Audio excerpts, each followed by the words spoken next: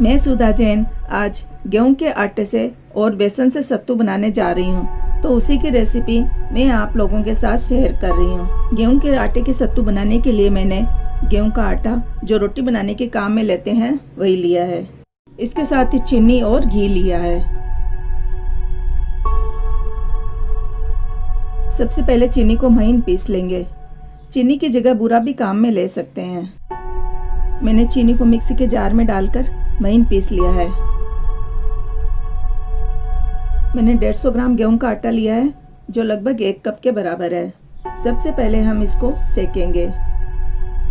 आटे को सेकने के लिए मैंने आटे के साथ में घी नहीं डाला है। सिर्फ आटे को ही कढ़ाई में डालकर और मीडियम फ्लेम पर मैं इसको सेक रही हूँ। आटे को लगातार चलाते रहना है जिससे ये नीचे नहीं चिपकेगा। आटे को सिकने में 3 मिनट लगे हैं और ये थोड़ा ब्राउन हो चुका है तो मैंने गैस को बंद कर दिया है। गैस को बंद करने के बाद में भी हम आधे मिनट तक लगातार आटे को चलाते रहेंगे जिससे आटा नीचे चिपकेगा नहीं।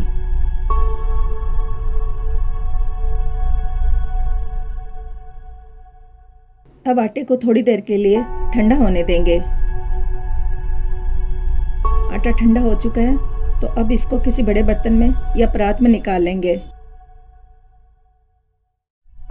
मैंने 150 ग्राम गेहूं का आटा लिया था जो लगभग 1 कप के बराबर था और अब इसमें मैं 4 टेबल स्पून पिसी हुई चीनी डाल रही हूँ।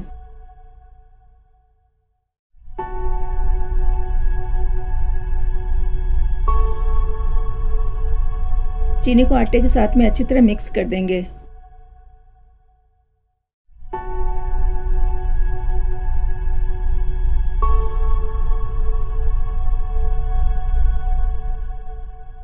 अब गेहूं के इस आटे में सत्तू बनाने के लिए हम घी डालेंगे। घी पिघला हुआ होना चाहिए पर गर्म नहीं होना चाहिए। आटे में हम थोड़ा सा घी डालकर इसको टेस्ट कर सकते हैं कि ये मीठा ज़्यादा है या कम है। और अगर टेस्ट नहीं करना है तो हम इसमें 8 टेबल स्पून घी डालेंगे।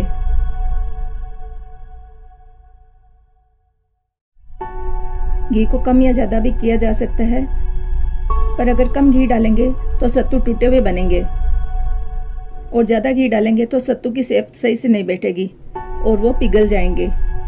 इसलिए 150 ग्राम या 1 कप आटे में 8 टेबल स्पून घी बिल्कुल सही है। घी को भी आटे में अच्छी तरह मिक्स कर देंगे। अगर ये लड्डू की तरह बन रहा है तो घी एकदम पर्याप्त है। मैंने 6 टेबल स्पून घी पहले डाला था और इसको मिक्स करने के बाद में अब 2 टेबल स्पून घी और डाला है। फिर से घी और आटे को अच्छी तरह मिक्स कर देंगे।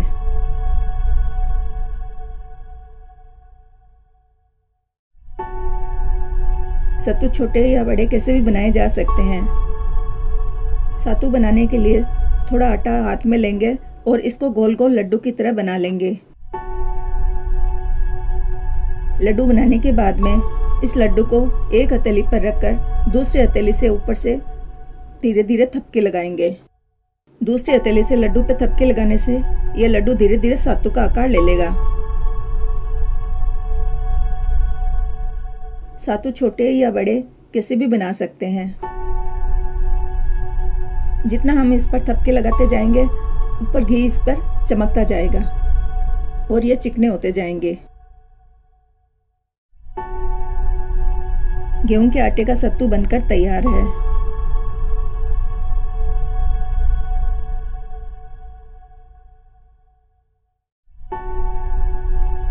इसी तरह से हम सारे सत्तू बना लेंगे।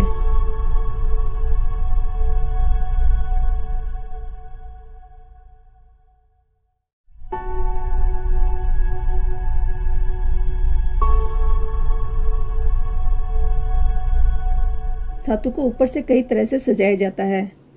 कहीं इस पर चांदी का वर्क लगाते हैं, कहीं टूटी फ्रूटी लगाते हैं, कहीं मेवे पिस्ते लगाते हैं पर ज़्यादातर इसको सादा ही पसंद किया जाता है।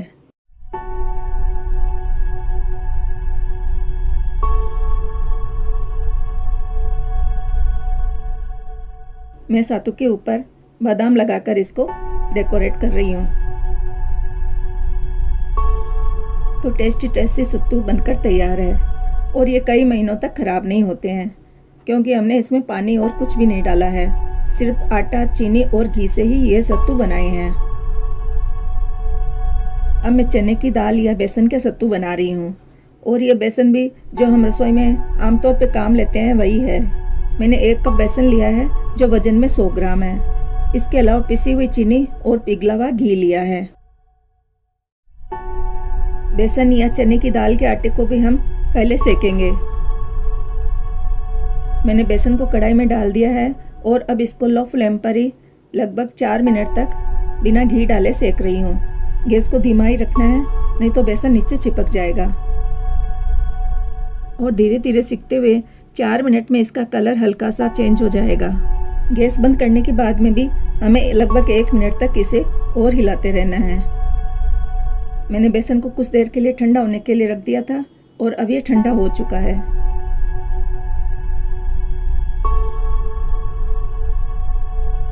सौ ग्राम बेसन में मैंने 3 टेबल स्पून पिसी हुई चीनी डाली है। अपने टेस्ट के अकॉर्डिंग मीठा कम या ज़्यादा किया जा सकता है। चीनी को बेसन में अच्छी तरह मिक्स कर देंगे। चीनी को पूरी तरह मिक्स करने के बाद में अब मैंने इसमें 4.5 चम्मच घी डाला है।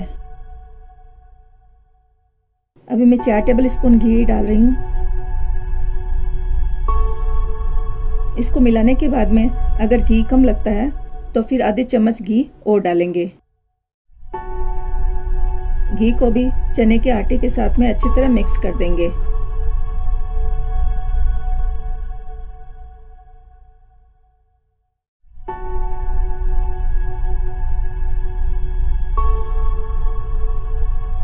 यदि आपको ये वीडियो पसंद आता है तो प्लीज़ वीडियो को लाइक करें और चैनल पर नए हैं तो चैनल को सब्सक्राइब जरूर करें।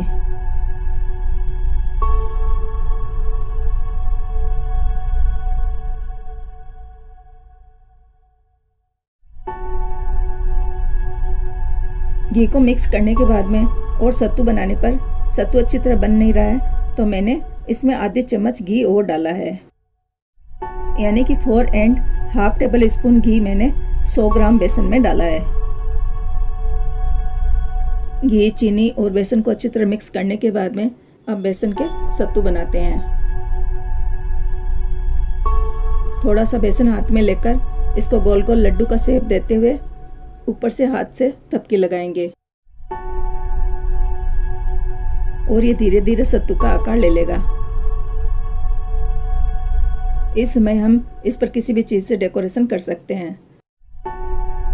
चने की दाल के आटे का सत्तू भी बनकर तैयार है। इसी तरह सारे सत्तू बना लेंगे। वैसे तो हाथ से सत्तू बनाना बहुत आसान है, फिर भी अगर हाथ से नहीं बने तो हम किसी भी बर्तन में इसको बना सकते हैं।